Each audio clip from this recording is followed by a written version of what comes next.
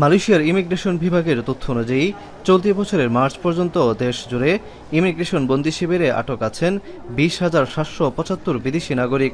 আটক প্রত্যেক বিদেশিদের পেছনে দৈনিক ব্যয় প্রায় 90 রিঙ্গিত। সেই হিসেবে প্রতিদিন প্রায় 18,70,000 রিঙ্গিত খরচ হচ্ছে মালয়েশিয়া সরকারের। আটক বিদেশিদের নিজ নিজ দেশের দূতাবাস থেকে পরিচয় যাচাই এবং ভ্রমণ নথি ইস্যুতে বিলম্ব হওয়ায় অনেক ক্ষেত্রে দেশে ফেরত পাঠাতে দেরি হচ্ছে বলে জানিয়েছেন ইমিগ্রেশন মহাপরিচালক। বৈধ অবৈধ মিলিয়ে মালয়েশিয়ায় অবস্থানরত বিদেশি নাগরিকদের মধ্যে বাংলাদেশের অবস্থান শীর্ষ হলেও বন্দি শিবিরে আটককৃতদের বিচারে চতুর্থ স্থানে বাংলাদেশিরা। বাংলাদেশ হাইকমিশনের একটি সূত্র বলছে, বর্তমানে আটক বাংলাদেশির সংখ্যা প্রায় 370 জন।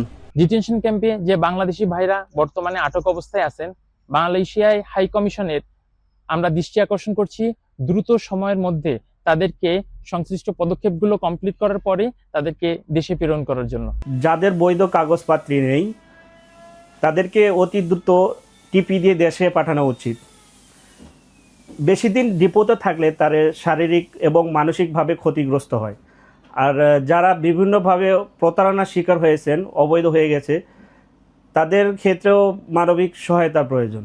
এদিকে প্রায় প্রতি সপ্তাহেই কোনো না কোনো বন্দি শিবির পরিদর্শনে যাচ্ছে হাইকমিশনের প্রতিনিধি দল। পাসপোর্ট নেই বা মেয়াদোত্তীর্ণ এমন বন্দীদের বাংলাদেশি নাগরিক নিশ্চিত হওয়ার পর টিপি বা ট্রাভেল পারমিট ইস্যু করা হচ্ছে বলে জানিয়েছে বাংলাদেশ হাইকমিশন।